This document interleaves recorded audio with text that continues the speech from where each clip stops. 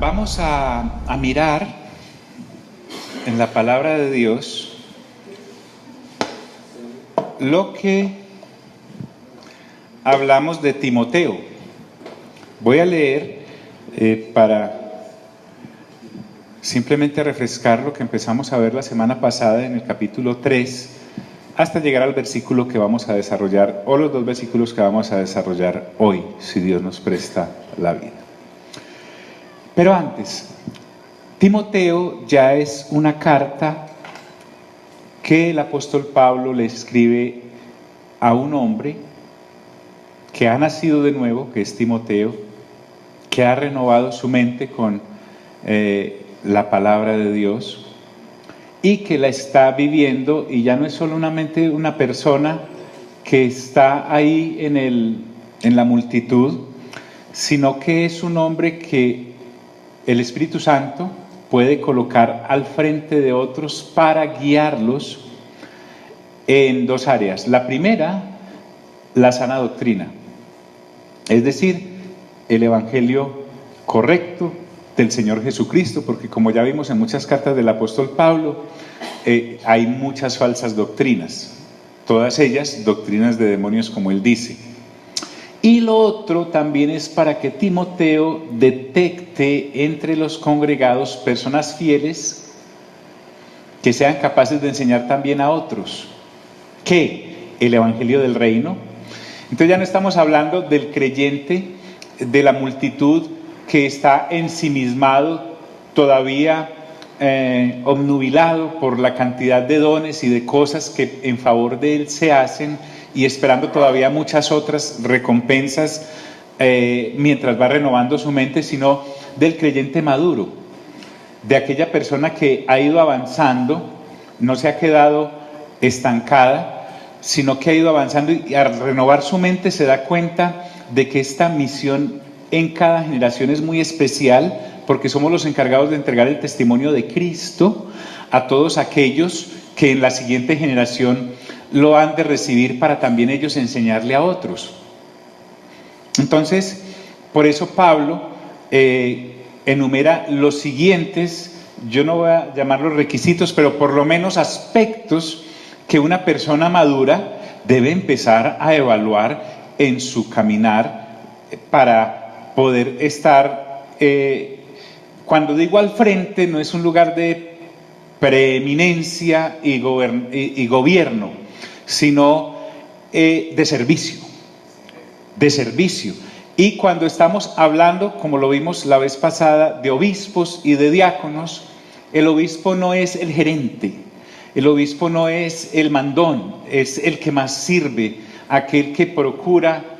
Y los diáconos no son un grupo de personas sirviéndole al obispo o líder, como dicen otras versiones, sino que son también regalos de Dios al cuerpo, en este caso la localidad de Éfeso, que es donde Pablo dejó a Timoteo para que corrigiese algunas cosas que no estaban funcionando bien.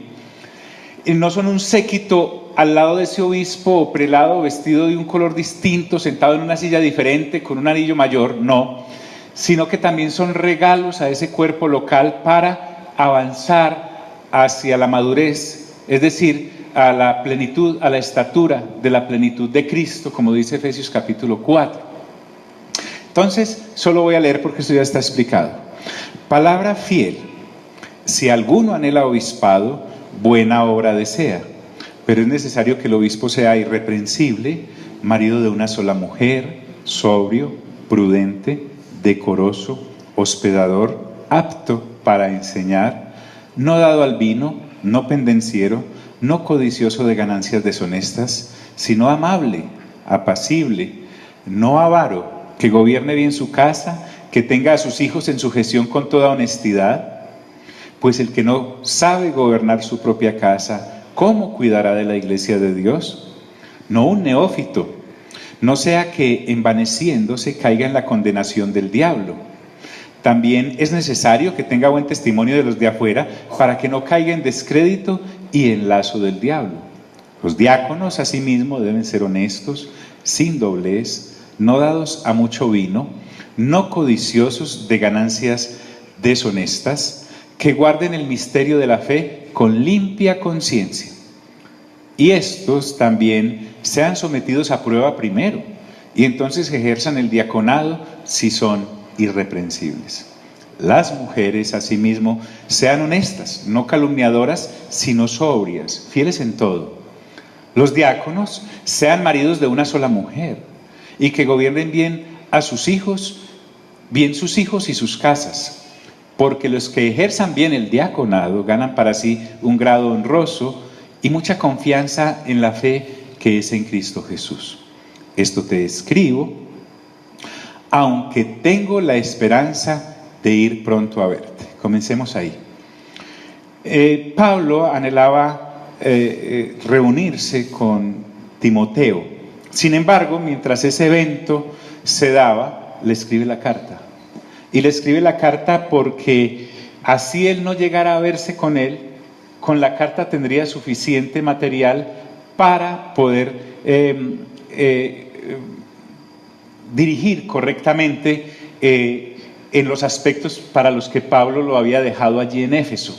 No debemos perder siempre en una carta, usted y yo debemos leerla varias veces completa para no sufrir de versiculitis, un solo versiculito, no, un solo versículo está incrustado en toda la bendita carta. Entonces, aunque Pablo tiene la esperanza de ir, es posible que tampoco se llegara a dar esa reunión. Podría verse con él en alguna de las ciudades intermedias como Mileto, por ejemplo, pero le escribe, le hace llegar la carta porque es necesario que Timoteo reciba esas instrucciones. A nosotros hoy en día nos es más fácil porque esta carta apenas estaba abriendo hace 2000 años, pero resulta que para nosotros ya está hace 2000 años abierta y ha servido durante todas las generaciones, y es interesantísimo porque ya no estamos hablando de un hecho histórico solamente, sino que podemos traer la Sagrada Escritura a nuestra época y sigue siendo igual de aplicable porque podemos tener más tecnología usted y yo y acceso a ella, pero el ser humano sigue siendo exactamente igual. O solo ha nacido una vez del papá y de la mamá, o ya nació por segunda vez del Espíritu y no ha renovado su mente por el agua de la palabra, o ya nació de nuevo y está renovando su mente, y entonces de suyo tiene que estar caminando hacia esa plenitud de carácter que el Espíritu Santo nos quiere llevar, porque Él es el que, inclusive es el que dirige y orquesta todo esto. Entonces Pablo le dice, esto te escribo aunque tengo la esperanza de ir pronto a verte. Y le da la razón, para que si tardo, y aquí viene, este versículo nos parte completamente toda la carta, porque si lo dejamos hasta el versículo 13, vamos a tener un manual de comportamiento de gente que maneja bien, pero acá va a ser explicado por el Espíritu Santo. No es que solo sea para manejarnos bien, sino lo que estamos representando en el organismo que estamos viviendo, que es el cuerpo de Cristo. Y a nosotros nos ha correspondido en esta generación, como a Pablo le tocó en su época y a Timoteo. Pero gracias a que ellos también encontraron a personas fieles que eran capaces de enseñar también a otros, es que el testimonio nos ha llegado a nosotros. Con la gran ventaja para nosotros que en su sola misericordia Dios permitió que también nosotros viéramos el reino. Porque yo puedo acercarme a las Escrituras con mi mente sin haber nacido de nuevo, solo con mi desarrollo intelectual, fracaso. O sin haber renovado mi mente y solo voy a ver un manual de prohibiciones. Si yo leo, por ejemplo, los versículos anteriores en donde se menciona más o menos 15 aspectos que una persona madura debe desarrollar, vamos a ver una cantidad de prohibiciones. Mire usted, dice,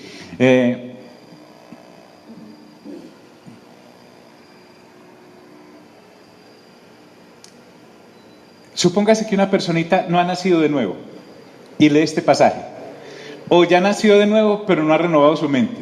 Mire cómo suena.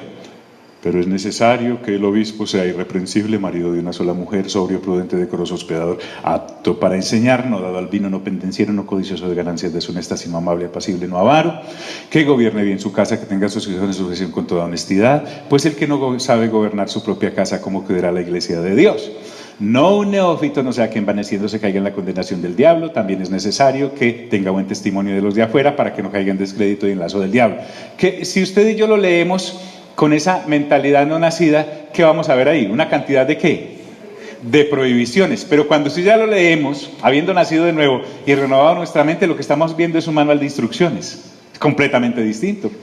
Entonces ya no estamos, o si estoy enseñando la escritura solamente con mi poder mental e intelectual, voy a estar dándole a la gente tin, tin, tin, tin, tin, mientras que cuando logro transmitir la verdadera enseñanza, me doy cuenta que no son prohibiciones, son instrucciones.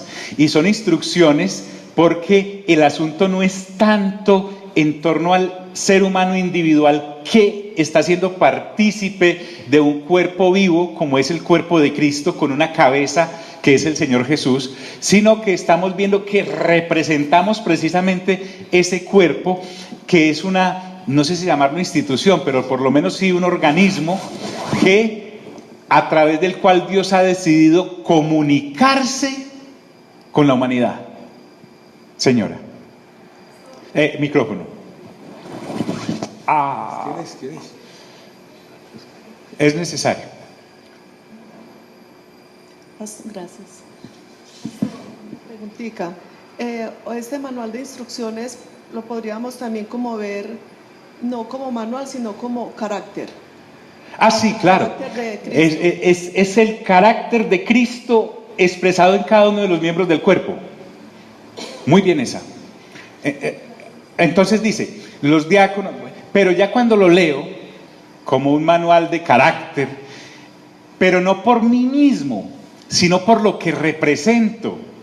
Lo que estoy representando es la iglesia. Y ahora sí vamos a dejar de mirar la iglesia como ladrillos, vamos a dejar de mirar la iglesia como un lugar a donde ir, sino como un cuerpo que está representando algo. Y miren la calidad, dice, esto te escribo, aunque tengo la esperanza de ir pronto a verte, para que si tardo sepas cómo debes conducirte. ¿En dónde? ¿Qué dice?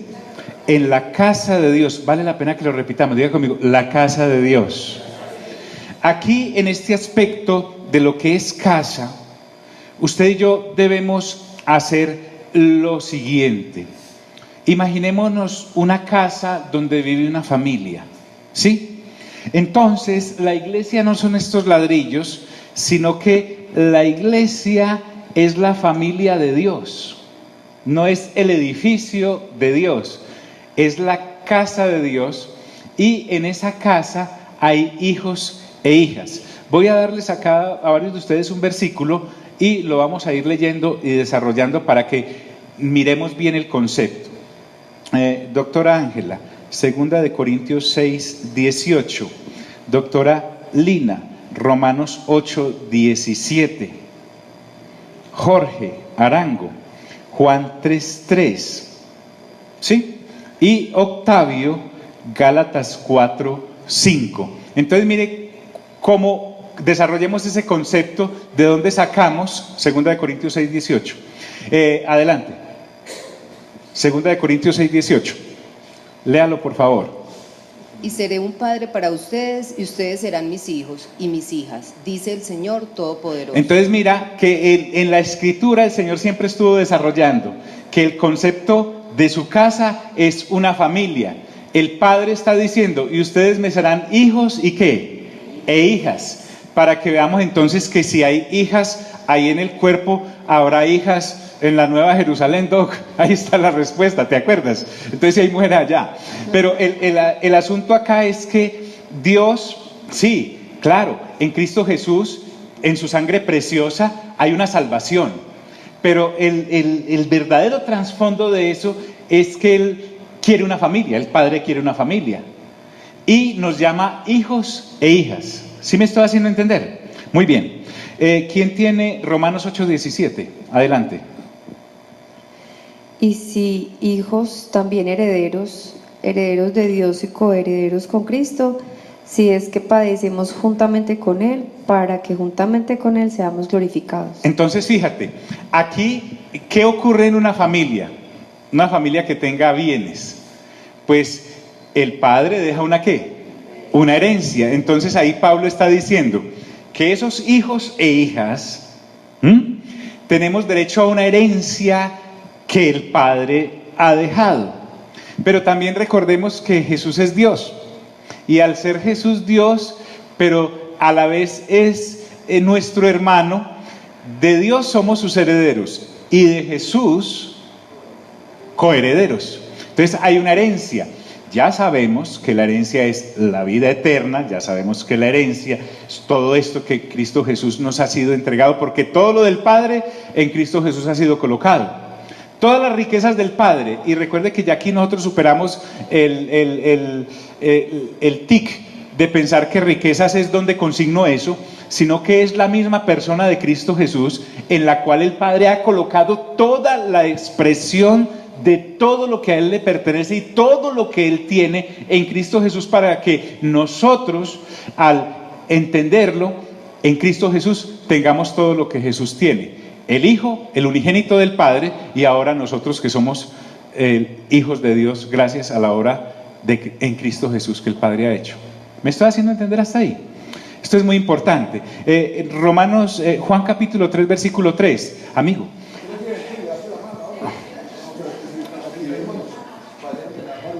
Respondió Jesús y le dijo: de cierto te digo, que el que no naciere de nuevo no puede ver el reino de Dios. Entonces, otra vez, mire, nacimiento.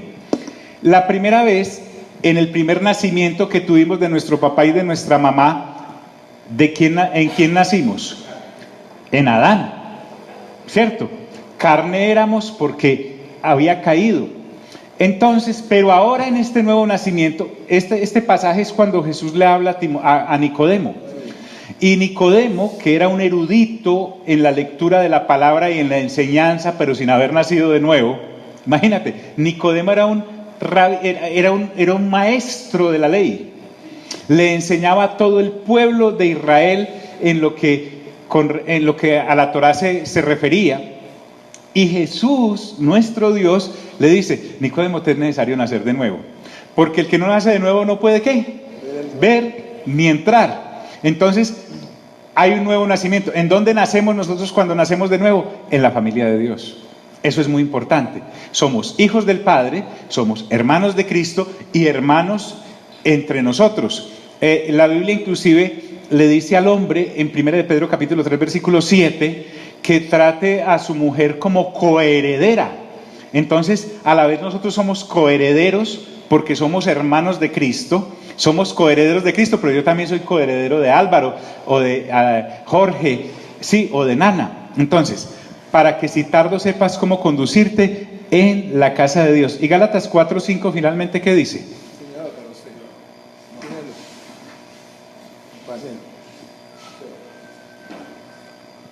Para que redimiese a los que estaban bajo la ley, a fin de que recibiésemos la adopción de hijos. ¿Qué? O sea, nosotros no éramos hijos. Y mire, el apóstol, guiado por el Espíritu Santo, trae la figura de la adopción. Es cuando gente que no era de esa familia es aceptada e incorporada con los mismos derechos que el hijo nacido ahí en esa familia para abarcarlo todo.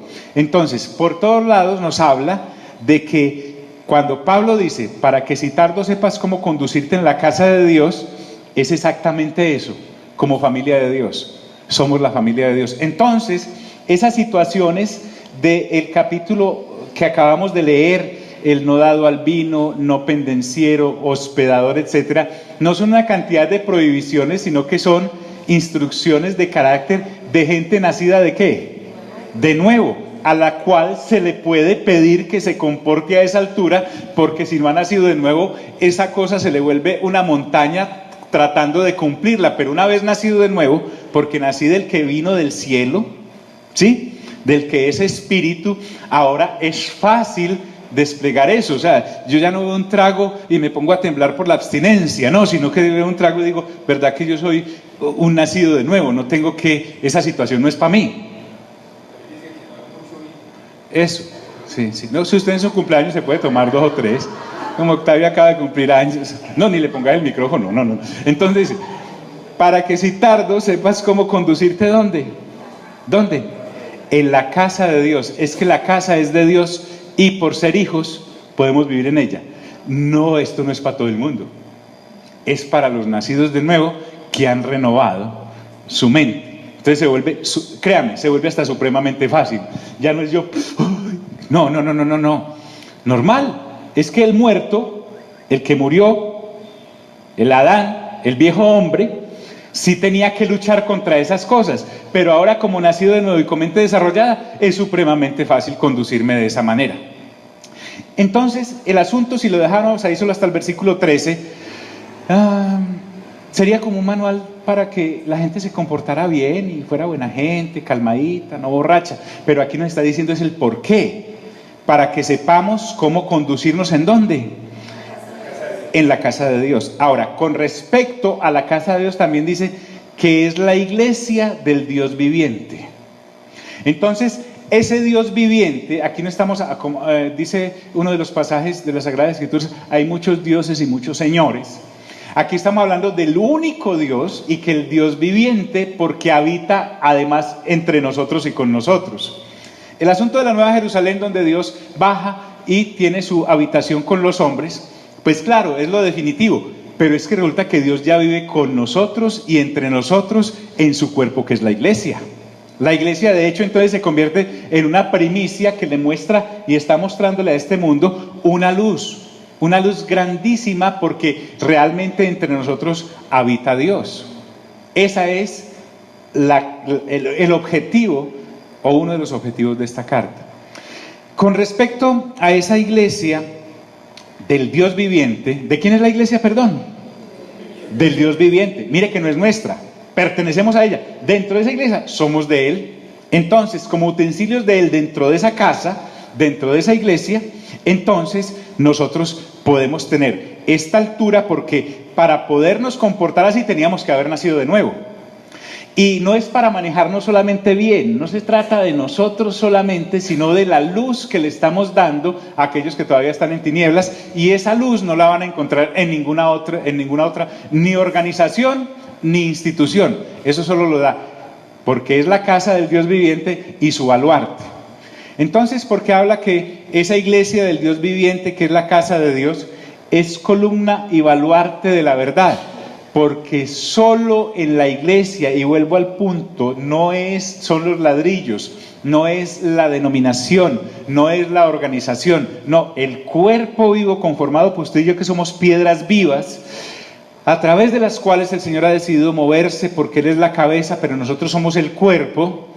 Es un baluarte es para mostrarlo, una columna es para mostrar que está sólida y fija, y además de la verdad, porque solo el que es la verdad, Jesús dijo, yo soy el camino, la verdad y la vida. Entonces solo en la iglesia del Dios viviente está la verdadera verdad, digámoslo así, la verdad única y total, o sea, mi buen Cristo expresado a través de nosotros.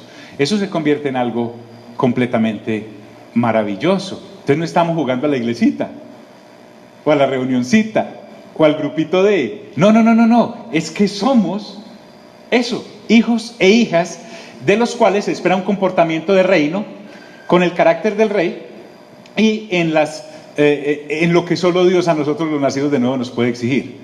La Biblia no es para exigirle cosas al que no ha nacido de nuevo. Al que no ha nacido de nuevo, para que vea a ver.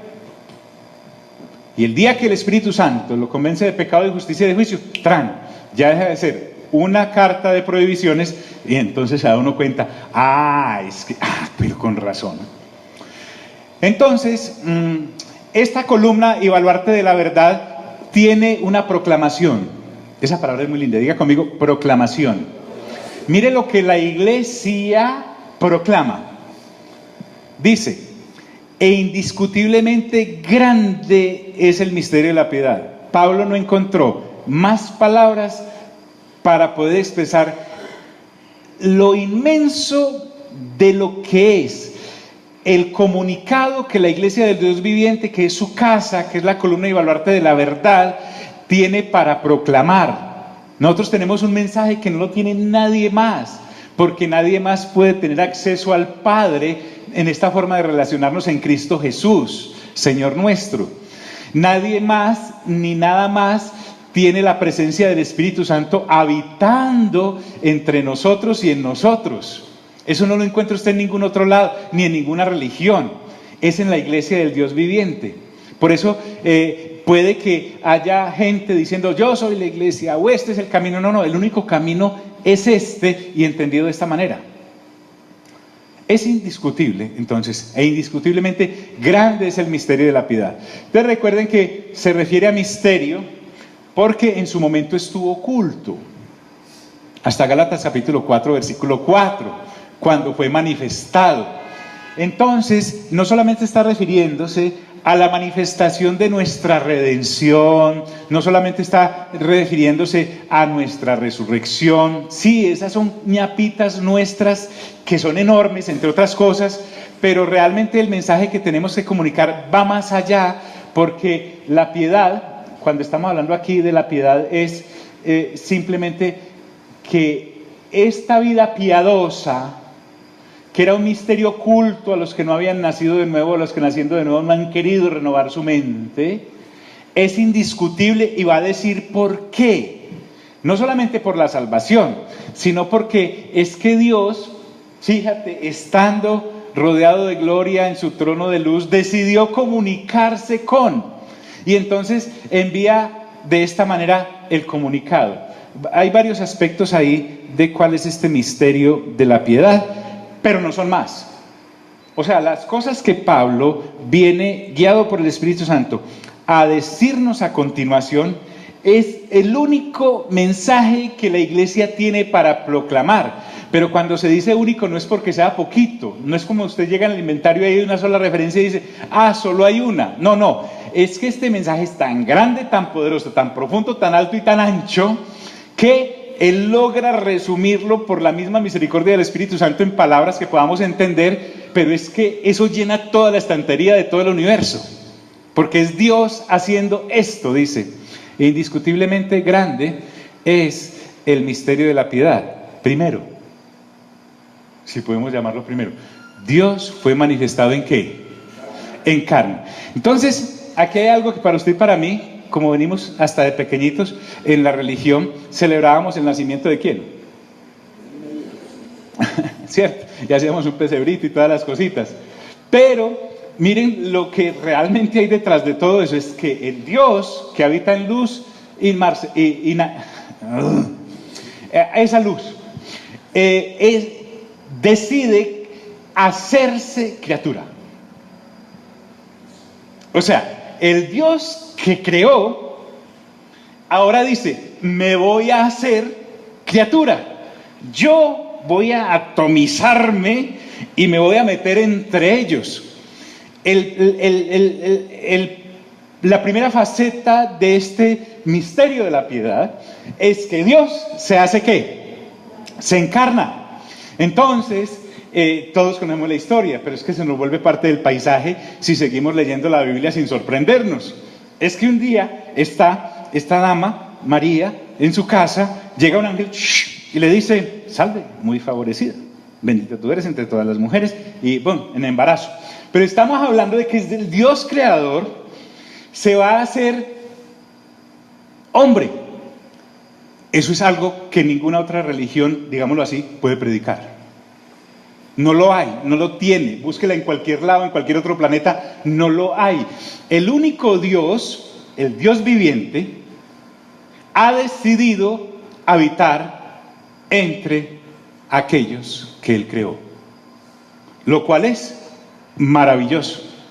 Usted puede encontrar pasajes como Filipenses capítulo 2. Vaya conmigo, yo lo leo. ¿Están aquí, amigos?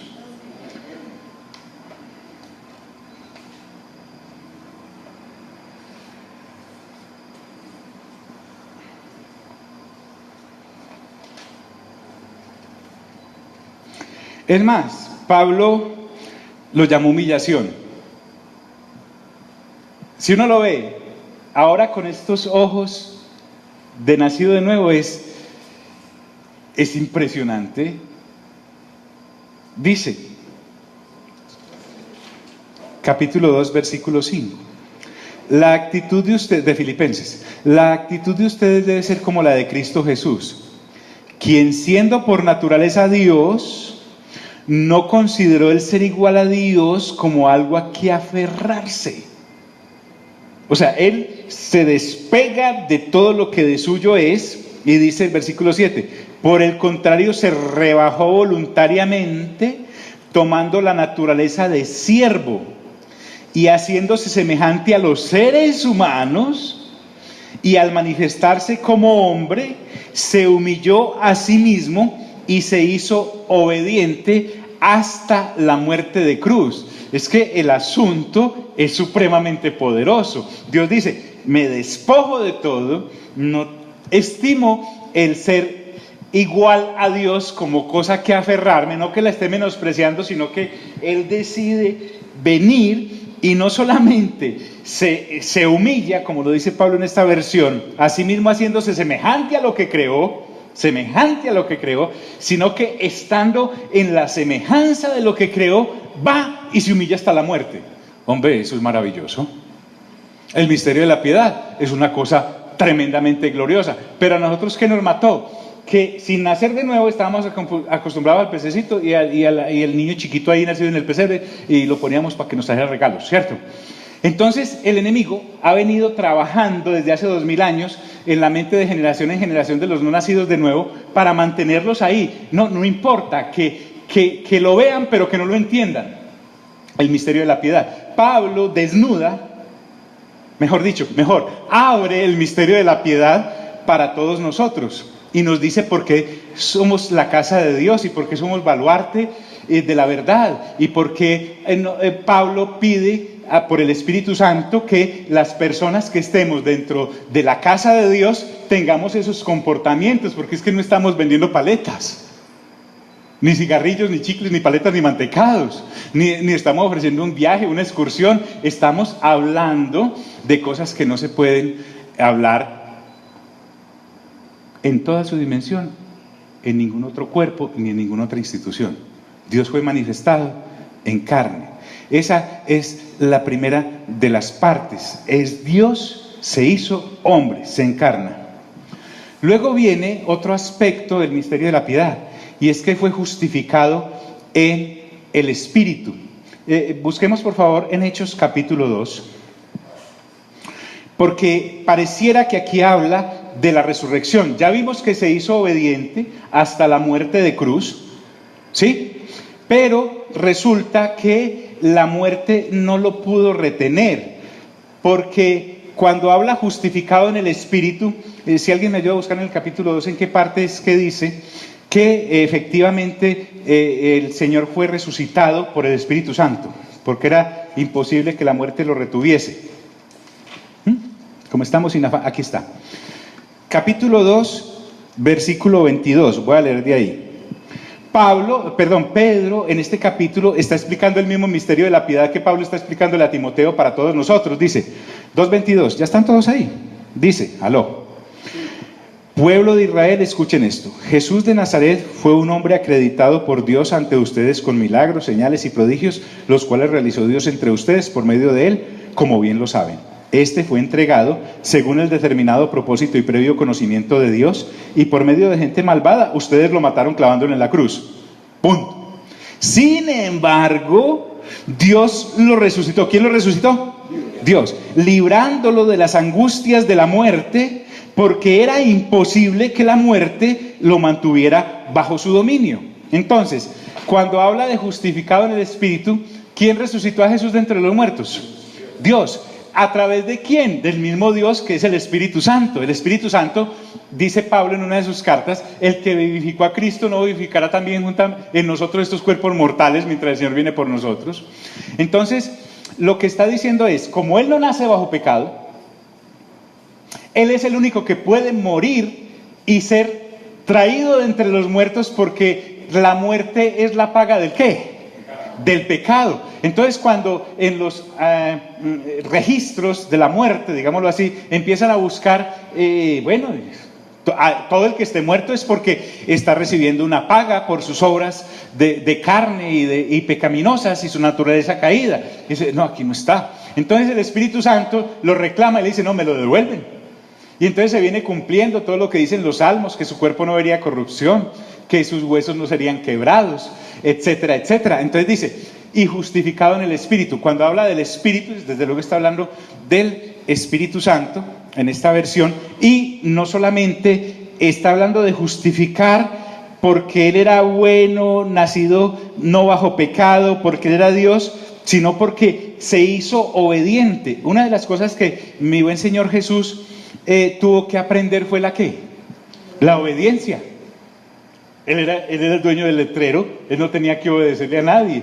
Para Él la obediencia fue un acto tremendo, porque se hace hombre y precisamente en la condición de hombre se hace obediente y aprende obediencia. Mire que Él tiene sus luchas, en el buen sentido de la palabra, en hacerse obediente para agradar al Padre. La finalidad de Jesús era agradar al Padre y volver a ser exaltado hasta lo sumo. Por eso dice, Señor, si es posible pasa de mí esta copa, pero no se haga mi voluntad sino la que. Eso se llama aprender obediencia. Entonces Él estaba ahí en la lucha, no porque la cruz fuera a doler mucho, desde luego pues los clavos y todo, pero era más esto de obedecer esta cosa que bueno, y eso fue lo que nos enseñó a nosotros.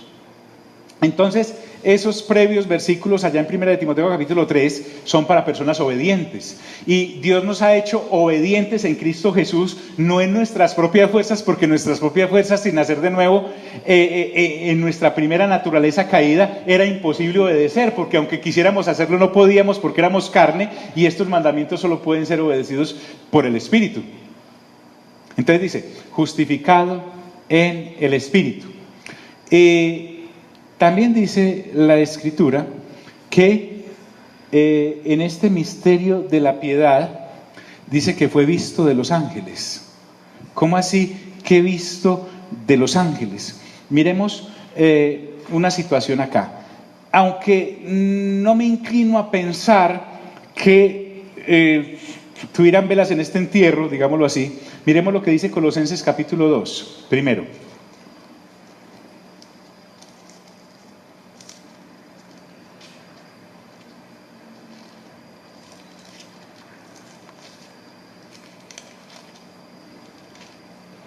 Ya está ahí. Mire lo que dice el versículo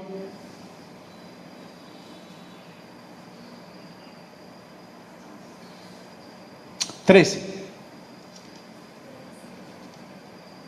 Antes de recibir esa circuncisión, ustedes estaban muertos en sus pecados. Sin embargo, Dios nos dio vida en unión con Cristo, al perdonarnos todos los pecados y anular la deuda que teníamos pendiente por los requisitos de la ley. Él anuló esa deuda que nos era adversa clavándola en la cruz. Y aquí viene, versículo 15. Desarmó a los ¿qué? Poderes y a las potestades, y por medio de Cristo los humilló en público al exhibirlos en su desfile triunfal. Hablemos de una faceta que es esa, en la cual los ángeles que cayeron tuvieron que ver el desfile glorioso de Jesús cuando clava esa acta de pecados que nos era contraria en la cruz del Calvario, porque el asunto con la cruz del Calvario, que no es un acto social, sino una condena y una paga por algo, decía que INRI, ¿sí? Y significa rey de los judíos. Murió por hacerse rey de los judíos, además por hacerse Dios, pero realmente lo que estaba llevando era el acta de pecados que nos era contraria a todos nosotros. En la cruz y en la puerta de la celda se colocaba: este reo está condenado a muerte por tal cosa, y esa misma acta la colgaban en la cruz. Entonces, pero resulta que lo que estaba ocurriendo en el mundo espiritual, por decirlo así, era que los ángeles que cayeron, los principados y esas potestades, esas cosas, vieron cómo eran ¿qué? Despojados y humillados. ¿Por qué? Porque Él reclamó todo. Eso en esa parte de los que cayeron, pero también fue visto por los ángeles ahí en Hechos capítulo 1. Vamos y verá.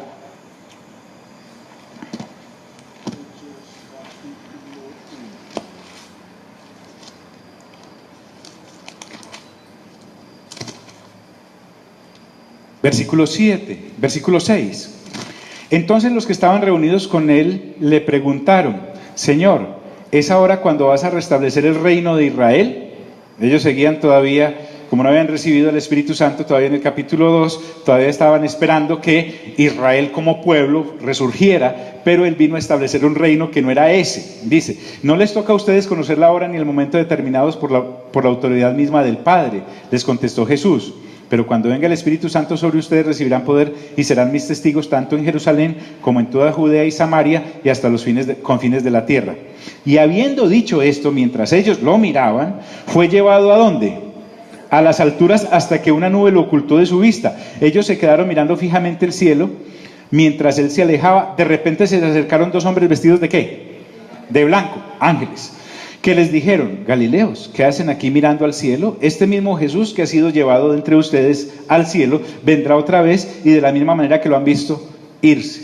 Entonces, aquí tenemos esta porción de ángeles que no cayeron, que también están viendo lo que está ocurriendo, porque cuando habla de visto de los ángeles, nos saca a nosotros también de nuestro egocentrismo, porque resulta que esta manifestación no solamente fue para nosotros como criaturas de Dios, los seres humanos, sino que también la creación angelical se dio cuenta de este asunto. Cuando el Señor Jesús nace, cuando el Señor Jesús va a ser engendrado, ¿quién se lo anuncia a María? ¿Un qué?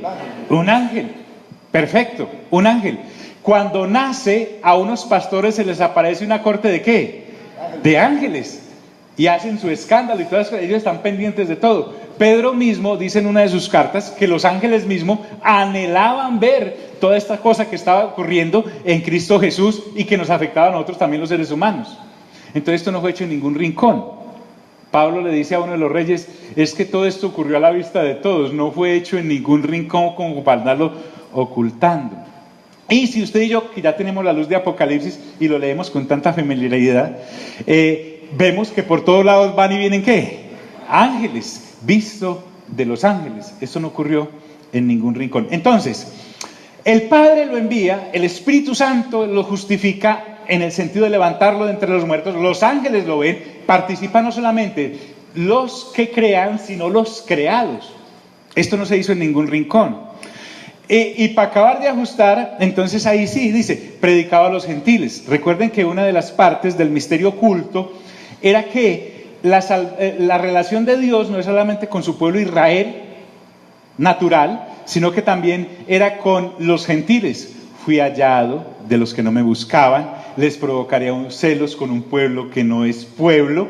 Entonces, al ser predicado, el Señor Jesús, mire y verá, nace dentro del Israel natural, por la tribu de Judá. Y a los primeros que llega es a los hijos de Israel. Cuando los hijos de Israel lo rechazan y tropiezan en la piedra, que es Cristo Jesús en la piedra angular, entonces se vuelve hacia los gentiles y aquí Pablo hace honor a su ministerio, recordándonos que nosotros los gentiles no teníamos acceso a esta situación. Pero lo bonito que cuando dice es predicado a los gentiles es que fue creído entre los seres humanos. Prueba de ello somos usted y yo.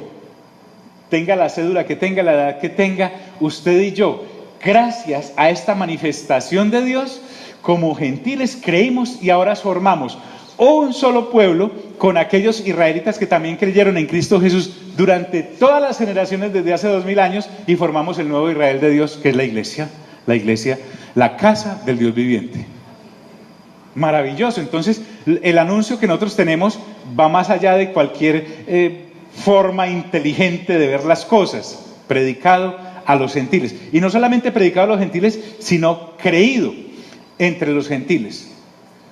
El asunto es que la predicación surge tal efecto que no solamente es anunciada, sino que criaturas que habían nacido solo una vez y estaban además llevando el estigma de la primera pareja que cayó, lo creímos. La obra del Espíritu Santo también le justifica, no solamente cuando lo resucitó entre los muertos, sino cuando hace la obra de convencernos de ¿qué?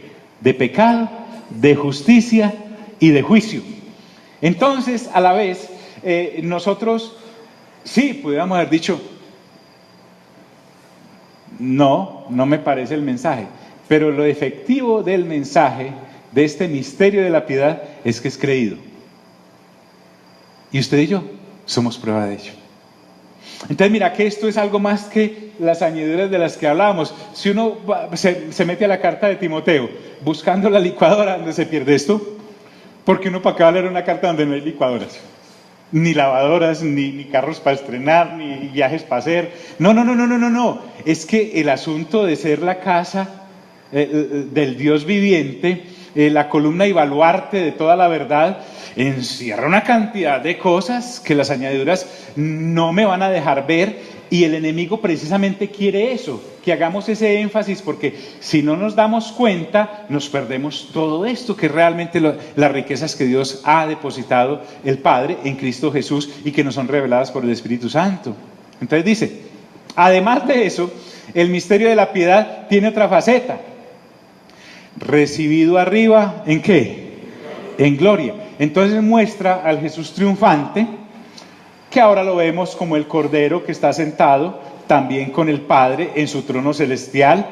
Cuando Él resucita dice, voy al Padre. En Juan 17, antes de ser sacrificado en la cruz, Él dice, seré vuelto a colocar del lugar donde he venido. Por eso es que en Cristo Jesús se centra todo. Entonces, esta carta, el Espíritu Santo la abre para aquellos que, además de haber nacido de nuevo, renovamos nuestra mente, porque somos los encargados de transmitirle a la siguiente generación este discurso del misterio de la piedad que encierra todas estas cosas, que además es maravilloso. Entonces, si uno pasa por ese versículo 16 a toda, no va a haber el misterio de la piedad, e indiscutiblemente grande es el misterio de la piedad. O sea, porque somos piadosos, porque creemos, no porque pongamos cara de sepulcros blanqueados y tengamos un manto de religión. No. Grande es el misterio de nuestra religión. ¿Cuál es? Que Dios fue manifestado en carne, ya lo vemos, esa es la manifestación de Jesús en todos los evangelios. Justificado por el Espíritu, que habiendo viajado a los confines de la misma muerte, la muerte tiene que devolverlo porque tuvo que soltarlo. Dice, sueltos los dolores de la muerte, leímos en Hechos capítulo 2. Sueltos los dolores de la muerte. ¿Cuáles son los dolores de la muerte? Pues evidentemente la condenación, evidentemente el sufrimiento, pero también la tortura del desapego de este cuerpo. Él no tuvo que sufrir esa cantidad de cosas porque es el Dios encarnado que vino a demostrarnos todo esto, visto de los ángeles, predicado a los gentiles, creído en el mundo, no solamente por los gentiles que iban a creer, sino también por los israelitas que creen, y recibido arriba en gloria. ¿Cómo lo podemos resumir en un solo pasaje? Cuando vemos Hechos, por favor vaya conmigo, Hechos, este libro de Hechos es maravilloso. En el capítulo 7, por favor, en el capítulo 7 nos asesinan a Esteban, y hay un pasaje impresionante.